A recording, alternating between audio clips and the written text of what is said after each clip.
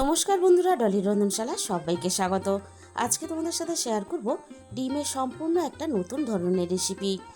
ডিম হয়তো তোমরা অনেক রকমভাবেই রান্না করে খেয়েছো, তবে আজকে আমি যেভাবে রান্নাটা করেছি এইভাবে একদিন হলেও তোমরা রান্না করে দেখো। আর বন্ধুরা, রেসিপিটাকেও কিন্তু স্কিপ করে দেখো না, তাহলে আমি শেষ পর্যন্ত রান্নাতে কি কি ব্যবহার করলাম সেটা কিন্তু মিস হয়ে যাবে। আর এই রেসিপিটা বানানোর জন্য আমি আমার প্রয়োজন মতো ডিম সিদ্ধ করে নিয়েছিলাম। ডিমের পরিমাণটা তোমরা বাড়িয়েও নিতে পারো আর কমিয়েও নিতে পারো। এবার আমি ডিমগুলোকে অল্প অল্প করে এইভাবে ছুরি দিয়ে কেটে দেব। তাহলে ডিমের ভিতরে সুন্দরভাবে রান্নার সমস্ত তেল মশলা চলে যাবে, আর ডিমটা তার জন্য খেতেও ভালো লাগবে। সবগুলো ডিম ঠিক একইভাবে আমি রেডি করে নিলাম। আর এই রান্নার জন্য আমি চায়ের বড় চামচের 2 চামচ টক দই নিয়েছি। টক দইয়ের টকের পরিমাণটা বুঝে আমি এখানে দইয়ের মধ্যে অল্প একটু চিনি দিয়ে দিলাম। তোমরা যখন রান্নাটা করবে টক দইয়ের টকের পরিমাণ বুঝে চিনিটা ব্যবহার করবে। এবার আমি চিনি আর টক দই একসাথে বেশ ভালোভাবে ফেটিয়ে নেব। দই আর চিনি আমি বেশ ভালোভাবে ফেটিয়ে নিলাম। এবার আমি রান্নার জন্য ডিমটাকে রেডি করে নেব। আমি ডিমের মধ্যে স্বাদ মতো লবণ দিয়ে দিলাম। এবার আমি লবণটা ডিমের গায়ে খুব ভালোভাবে মেখে নেব। এখানে কিন্তু হলুদ ব্যবহার করা যাবে না, শুধুমাত্র লবণ দিয়েই আমি ডিমটাকে মেখে নেব। তাহলে চলো রান্নাটা আমি কিভাবে করেছি এবার সেটা দেখে নেওয়া যাক। প্রথমে আমি কড়াইয়ের মধ্যে প্রয়োজন মতো সর্ষের তেল দিয়ে দিলাম। ডিম ভাজার আগে আমি তেলটাকে ভালোভাবে গরম করে কড়াইয়ের একটু চারিদিকে লাগিয়ে নিলাম, যাতে ডিমটা কড়াইয়ের মধ্যে আটকে না যায়।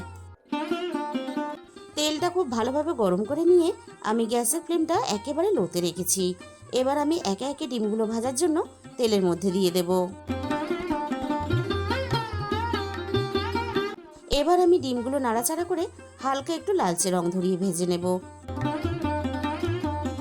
ডিমটা এদিকে ভাজা হতে থাক, আমি এই রান্নার জন্য একটা স্পেশাল মশলা বানিয়ে নেব। তার জন্য আমি এখানে একটা মিক্সির জার নিয়েছি। মিক্সির জারের মধ্যে আমি 2 চামচ দিয়ে দিলাম হলুদ সর্ষে। এবার আমি একই সাথে দিয়ে দেব 1 চামচ পোস্ত। এখানে কিন্তু হলুদ সর্ষেটাই ব্যবহার করতে হবে। এবার আমি এখানে অল্প একটু জল দিয়ে দিলাম। সবশেষে আমি ঝালের জন্য দিয়ে দিলাম 2টো পাকা কাঁচা লঙ্কা। এবার আমি সবকিছু একসাথে বেশ ভালোভাবে একটা মিহি পেস্ট বানিয়ে রেডি করে নিলাম। মশলাটাকে একটা সাইডে সরিয়ে রেখে আবারও আমি রান্নার দিকে চলে এসেছি। ডিমটা বেশ ভালোভাবে দেখো আমি ঘুরিয়ে ফিরিয়ে বেশ লালচে করে ভেজে নিয়েছি। এর থেকে আমি আর বেশি ভাজবো না। এবার আমি সমস্ত ভাজা ডিমগুলো কড়াই থেকে নামিয়ে নেব।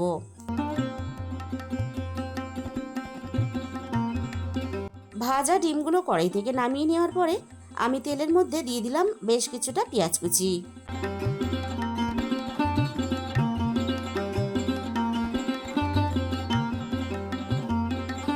এবার আমি পেঁয়াজটাকে নাড়াচাড়া করে বেশ লালচে রং ধরিয়ে নরম করে ভেজে নেব। পেঁয়াজটা একটু নাড়াচাড়া করে নিয়ে আমি পেঁয়াজের মধ্যে দিয়ে দিলাম রান্নার স্বাদ মতো লবণ।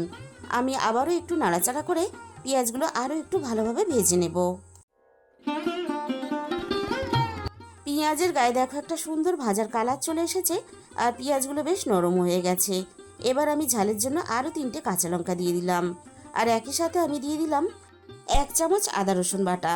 এবার আমি পেঁয়াজের সাথে আদা রসুনটা ভালোভাবে একটু কষিয়ে নেব, আদা রসুনের কাঁচা গন্ধটা চলে যাওয়া পর্যন্ত। আর এই রান্নাটা কিন্তু আমি পুরোটাই কাঁচা লঙ্কার ঝালে করব। তোমরা চাইলে কিন্তু গুঁড়ো লঙ্কাও রান্নাতে ব্যবহার করতে পারো। আদা রসুনের কাঁচা গন্ধটা চলে গেছে। এবার আমি ফেটিয়ে রাখা টক দইটা দিয়ে দিলাম। এই সময় আমি গ্যাসের ফ্লেমটা একেবারে লোতে রেখেছি। এবার আমি টক দইটা নাড়াচাড়া করে একটু কষিয়ে নেব। মিনিট 2 মতো আমি টক দইটা কষিয়ে নিয়েছি। এবার আমি পেস্ট করে রাখা কাঁচা লঙ্কা, পোস্ত আর সর্ষেটা দিয়ে দিলাম। আর একই সাথে আমি মিক্সির জারটা ধুয়ে অল্প একটু মশলার জল দিয়ে দিলাম। এবার আমি সবকিছু একসাথে নাড়াচাড়া করে বেশ ভালোভাবে মিশিয়ে দেব, আর গ্রেভিটা একটু ফুটে ওঠার জন্য অপেক্ষা করব। গ্রেভিটা বেশ ভালোভাবে ফুটে উঠেছে। এবার আমি একে একে ভাজা ডিমগুলো গ্রেভির মধ্যে দিয়ে দেব।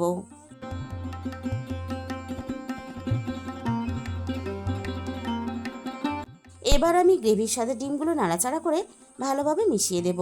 আর তার সাথে সাথে রান্নাটা আরও একটু সময় করে নেব।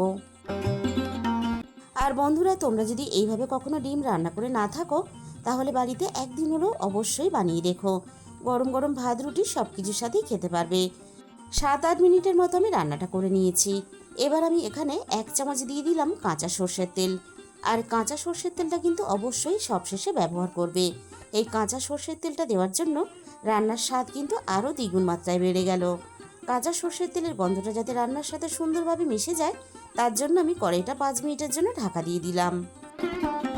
5 মিনিট পরে আমি কড়াই থেকে ঢাকাটা সরিয়ে তোমাদের দেখিয়ে দিলাম। দেখো রান্নাটা দেখতে কতটা সুন্দর হয়েছে। এবার আমি তোমাদের খুব কাছ থেকে পরিবেশন করে দেখিয়ে দেব। তাহলে বন্ধুরা, আজকের এই রেসিপিটা ভালো লাগলে ভিডিওতে একটা লাইক করে দিও।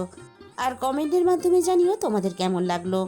আর যে সমস্ত নতুন বন্ধুরা এখনও পর্যন্ত আমার চ্যানেলটা সাবস্ক্রাইব করোনি, এরকম নতুন ঘরোয়া সহজ রেসিপি পেতে আমার চ্যানেলটা সাবস্ক্রাইব করে আমার পাশে থাকার অনুরোধ রইল। আর তার সাথে সাথে পাশে থাকা বেল আইকনটা ক্লিক করে অল করে দিও। তাহলে আমি যখনই কোনো নতুন রেসিপি আপলোড করব, সবার আগে তোমার কাছে পৌঁছে যাবে। আর তোমাদের মূল্যবান সময় দিয়ে এই রেসিপিটা দেখার জন্য তোমাদের সবাইকে অসংখ্য ধন্যবাদ।